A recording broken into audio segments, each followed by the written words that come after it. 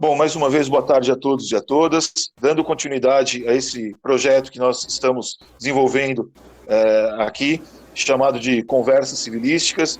Hoje eu tenho o enorme prazer de ter aqui conosco um grande amigo, uma pessoa que eu tenho uma profunda e enorme admiração, que é o professor Roberto Senise Lisboa. Falar do currículo do meu amigo Roberto Senise Lisboa é um absurdo, é maldade, mas vamos lá. O professor Roberto Senise Lisboa é livre docente em Direito Civil pela USP. Ele é também professor de Direito Internacional da PUC, professor de Direito Civil da São Judas, professor de Direito Civil e de Direito do Consumidor na Faculdade de Campos Sales. É titular da cadeira 67 da Academia Paulista de Direito, ex-coordenador de graduação e pós-graduação da FMU, autor de inúmeros livros, autor de uma coleção de direito civil. Eu tenho aqui em casa um antigo, Roberto, mas está aqui ainda, né? O Manual de Direito Civil, incrível, muito bom, né? Porque ele está aqui, que eu falo isso, sempre faço essa consideração. E hoje a gente tem o prazer de receber o professor Roberto para falar sobre um tema que é muito interessante. O tema é: a tecnologia destrói culturas? Roberto, mais uma vez, obrigado por aceitar o meu convite, obrigado pela amizade e são todos seus. Por favor. Muito obrigado, Leandro. Inclusive, a hora que você quiser fazer uso da palavra, por favor, faça uso da palavra, que é uma conversa, né? Você quem está dirigindo. Né? Ok, pode deixar. Eu te atrapalho bastante, fica tranquilo. Eu agradeço muito aí o convite que me foi formulado pelo professor Leandro, professor titular da nossa querida e super tradicional Universidade Federal da Bahia, uma das principais universidades do curso de Direito do Brasil, e é uma honra estar aqui participando dessa live com vocês. Essa pergunta é uma pergunta bastante provocativa, porque a rigor, a resposta parece ser muito óbvia. Não, a tecnologia em si ela não destrói a cultura. Pelo contrário, a tecnologia ela contribui decisivamente para o progresso e para o desenvolvimento das sociedades, para uma melhor qualidade de vida das pessoas, mas a questão que se coloca não diz respeito à evolução da máquina, não diz respeito à tecnologia da sociedade industrial, onde de uma máquina a vapor fomos para as máquinas elétricas e depois a máquinas cada vez mais complexas com sistemas de produção em massa que foram instalados na sociedade europeia e na sociedade norte-americana do século XIX.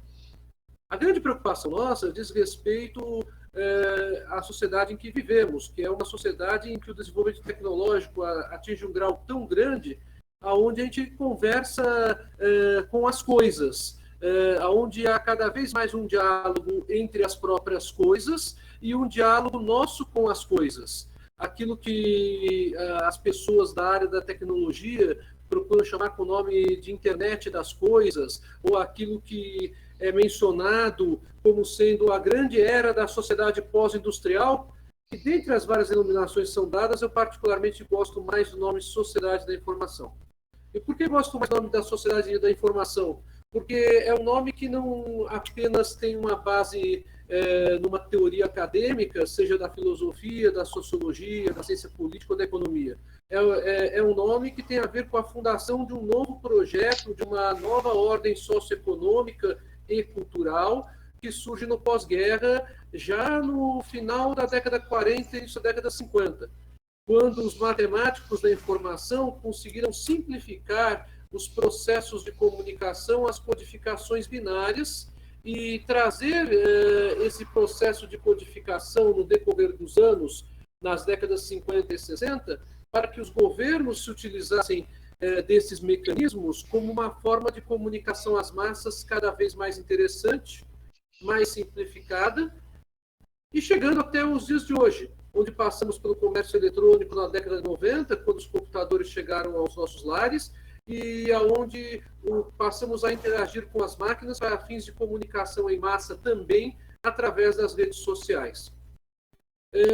Há um documento internacional extremamente importante que procura reproduzir uma resolução da ONU de 1946. Vejam como é antiga a discussão.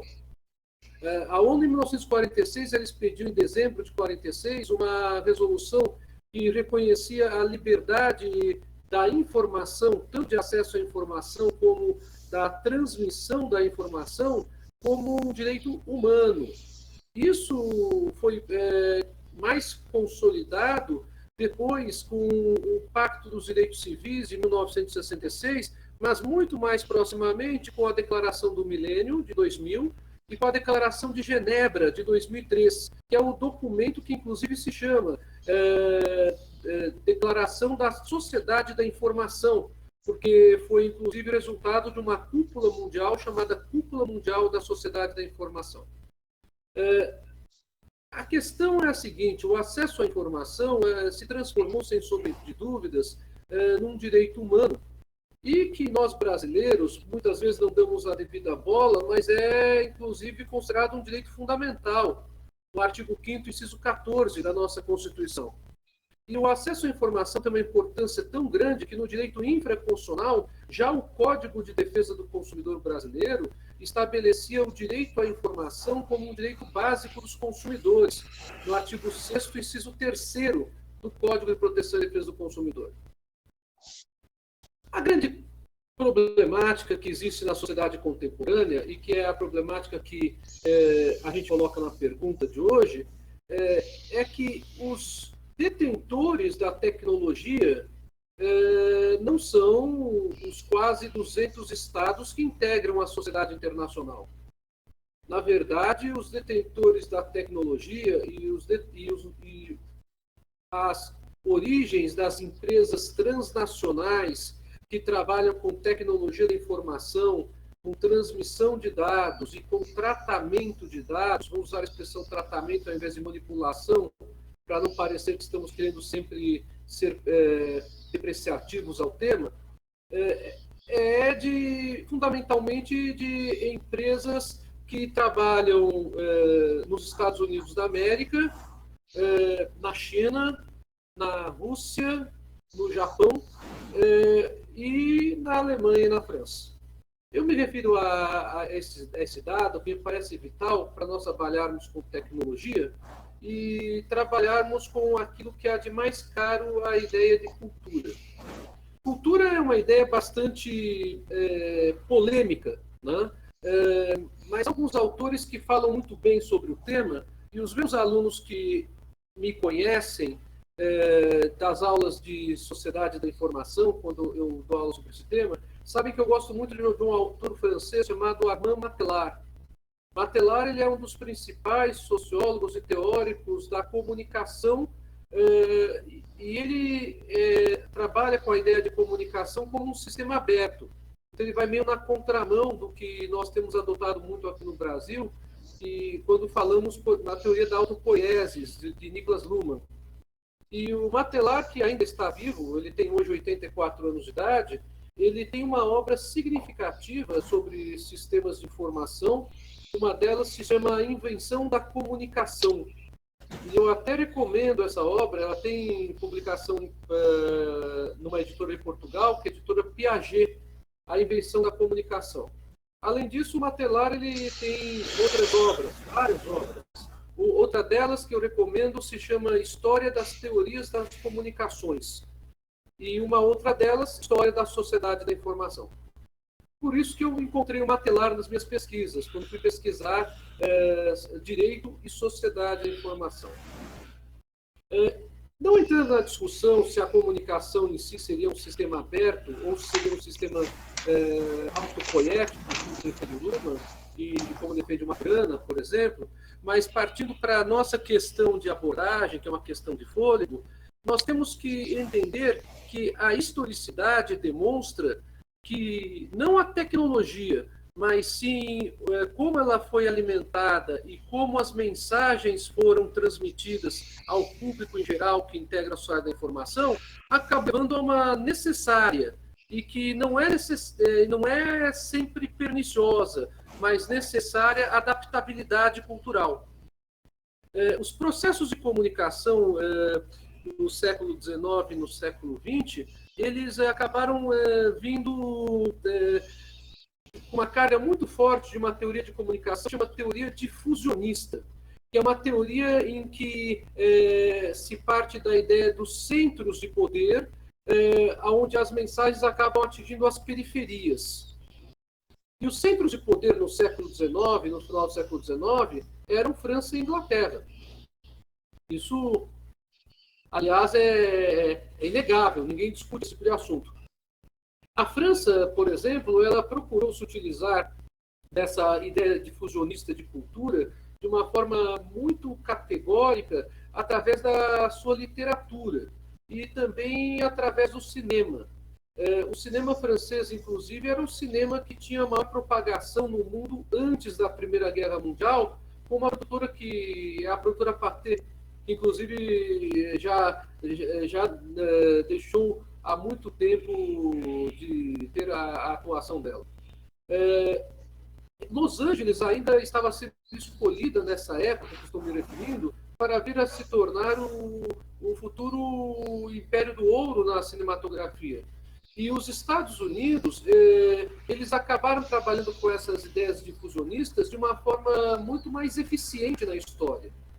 Tanto ingleses como norte-americanos acabaram difundindo os seus processos culturais de uma forma muito mais intensa naquela época pelos mecanismos de comunicação então existentes. O rádio, depois a televisão e os cinematógrafos.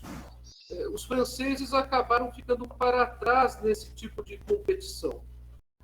E aí se levanta algo, logo depois da Segunda Guerra Mundial, ao qual os sociólogos dão o nome de imperialismo cultural. Esse imperialismo cultural, ele se revela justamente numa Guerra Fria, onde o Oriente passa a sofrer uma grande influência da cultura soviética, naquilo que interessava a então extinta, hoje, União das Repúblicas Socialistas Soviéticas. E o Ocidente é uma influência maior da cultura norte-americana, que também tinha um pé muito forte no Oriente através do Japão. Até mesmo porque o Japão foi ocupado pelas tropas aliadas depois da Segunda Guerra Mundial. Nessa Guerra Fria, sem sombra de dúvidas, a cultura norte-americana, que sempre foi difundida numa perspectiva inicial de não destruição das culturas alheias, mas de adaptação conforme respeito às identidades e culturas locais, acabou sendo abraçada de uma maneira muito mais rápida pelos destinatários da mensagem cultural. Só que essa ideia de cultura dispersa pelos americanos acabou recebendo um nome, principalmente por estudiosos da América Latina e vários estudiosos europeus, de imperialismo cultural. O próprio Armand Matelar tem uma obra bastante curiosa, que é uma das obras mais famosas dele e que vocês encontram para download gratuitamente na internet. É uma obra que fala sobre o Pato Donald. O Pato Donald, aquele personagem da Disneylândia, como sendo um responsável, por assim dizer, pela introdução do imperialismo cultural norte-americano nas outras sociedades, não apenas na sociedade dos Estados Unidos. Essa obra do Matelar é uma obra que se transformou num clássico. Mas o próprio Matelar, ele, conforme evolui na pesquisa acadêmica, ele chega a uma conclusão bastante óbvia, que se a década de 1960 foi a década do imperialismo cultural, a sociedade da informação ela acabou com essa ideologia do imperialismo cultural e substituiu essa ideologia pela ideologia das sociedades complexas, das sociedades onde não há uma determinação do que é cultura, mas há uma forte crítica a uma cultura pré-determinada. Isso dá origem a uma expansão da liberdade de expressão até mesmo nas redes sociais e justifica em muito as diversas narrativas e a guerra de narrativas nas redes sociais, e quando se fala de tudo. Quando se fala de política, quando se fala de sociedade, quando se fala de moda, quando se fala de esportes, quando se fala de religião. E essa guerra cultural que hoje nós vivemos continua existindo de uma forma cada vez mais contundente. O que é que isso tem a ver com o direito civil? Tem muito a ver com o direito civil. Até mesmo porque o direito civil ele teve uma participação, um protagonismo muito importante na própria ideia de vários tópicos da sociedade internacional do século XX. Graças ao direito civil, que se procura garantir a ideologia do que é família em cada sociedade contemporânea, como nas sociedades modernas do passado. Mas a cultura e a transcendência da cultura faz com que nós passemos a discutir coisas que antigamente eram consideradas como dogmas na nossa sociedade. Um exemplo bem forte disso foi o julgado do Supremo Tribunal Federal quando reconheceu a união de parceiros de mesmo sexo. Algo que era considerado um tabu para a sociedade brasileira do ponto de vista de reconhecimento de direitos.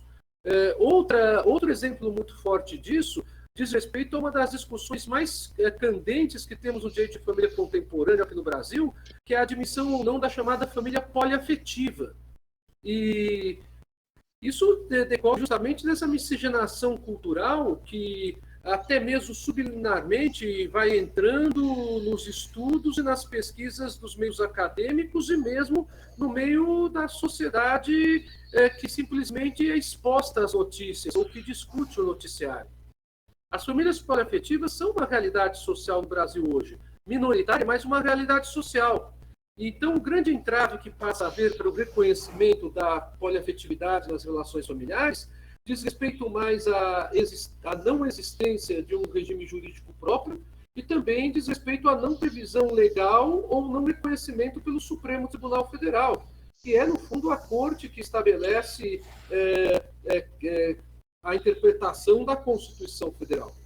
E foi o próprio Supremo, nós temos que nos lembrar, que reconheceu a união homoafetiva e, mais do que isso, reconheceu a possibilidade de se encaminhar ao CNJ, o que foi feito, a proposta que se converteu na recomendação às Corregedorias Gerais de Justiça para a elaboração de provimentos regulando o casamento homoafetivo. Bem, essa questão cultural, então, ela não tem apenas aspectos negativos, como muitos podem supor. Eu estou aqui apresentando aspectos que para alguns podem ser negativos, para outros podem ser positivos.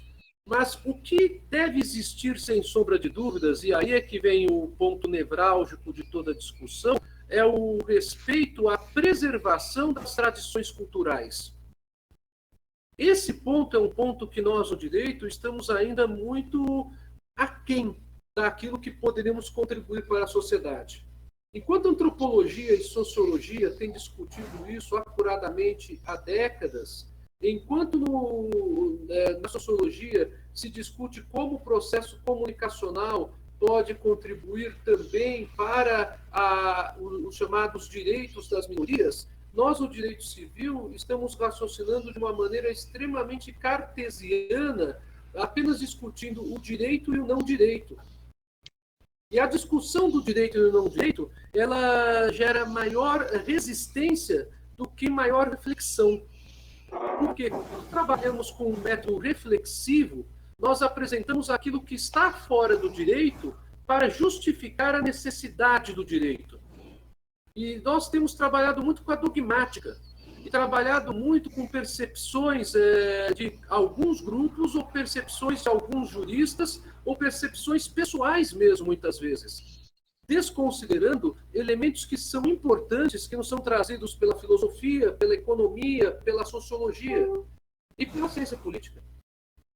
Ou seja, aquelas matérias que nós dávamos maior valor no passado, como estudiosos do direito e como profissionais do direito, têm sido relegadas por um dogmaticismo exacerbado, onde passamos a discutir teorias jurídicas puras, muitas vezes desplugadas da realidade socioeconômica e cultural em que vivemos. Ora, se existe um laboratório gigantesco com diversidade cultural no globo, esse laboratório chama-se Brasil.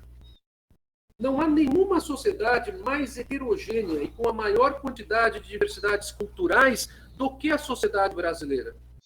Seja pelo processo de colonização, seja pela existência dos descendentes de índios que habitavam em nosso território, seja pela participação de portugueses, seja pela participação de holandeses em determinada época de nossa história, seja pelos processos migratórios de italianos e japoneses, enfim, indiscutivelmente é a sociedade que sofre o maior influxo da multidiversidade cultural. Isso não podemos esquecer o maior influxo de todos, que é surgido historicamente pela vinda dos escravos ao Brasil.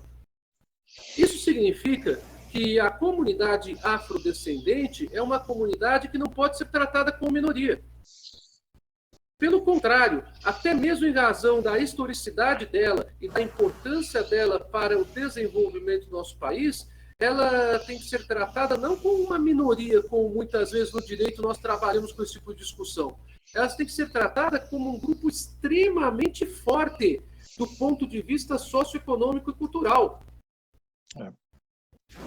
Então, me parece que nós, no direito, estamos cometendo alguns pecados. E aí eu já falei demais, né, Leandro? Eu só vou, então, dar uma fechada aqui com 3 ideias, diante disso que eu falei.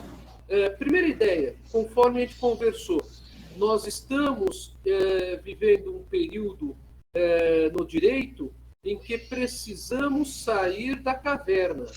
Precisamos sair da caverna para realmente conhecermos a tecnologia. Nós voltamos a um dogmaticismo que muitas vezes não traz respostas socioeconômicas e culturais desejáveis, a pretexto de que as nossas percepções pessoais, ou a pretexto de que a corrente que se considera majoritária ou minoritária tem que se tornar uma corrente prevalecente. Quando o direito, na verdade, ele é um instrumento a favor da sociedade. Segunda ideia, o direito civil, nesse patamar, ele ocupa uma função essencial perante toda a sociedade local, regional, nacional e internacional. Porque os grandes institutos históricos do direito se encontram todos entrelaçados, ainda que de maneira indireta, às grandes categorias do direito civil: a família, o contrato e a propriedade. Então, mesmo o estudo do direito chamado da sociedade da informação necessariamente passa por essas categorias jurídicas. E por isso o direito civil continua sendo o grande ramo do nosso direito. E não do nosso direito apenas, mas do direito como um todo. E a terceira observação é a observação da ausência da transdisciplinariedade. No direito, nós estamos trabalhando muito distantes dos pesquisadores das outras áreas. E as razões, infelizmente, se confundiram com o próprio processo histórico da sociedade brasileira.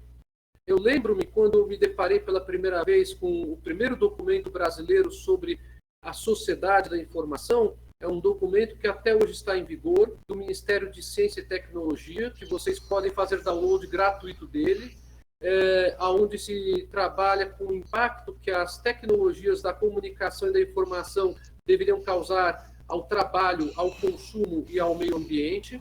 Vejam só a força desse documento. Eu me surpreendi com o fato de que esse documento não contou com a participação dos grandes pensadores do direito. Ou seja, o direito está sendo tratado como um mundo numa casca de nós pelas outras, porque estão nos enxergando desta maneira. Então, é urgente que nós, profissionais do direito, nos socorramos da transdisciplinariedade e demonstremos para sociólogos, economistas, cientistas políticos que eles são importantes para o direito, mas que o direito também é importante para eles. Bem, são essas 3 observações que eu queria fazer, Leandro, para colocar o assunto à discussão. Muito obrigado pela oportunidade. Nada, que é isso, eu que te agradeço demais, amigo. O que eu acho interessante a gente considerar e notar nessa nossa conversa, Roberto, eu não sei se é você quem está acheando ou sou eu. Veja se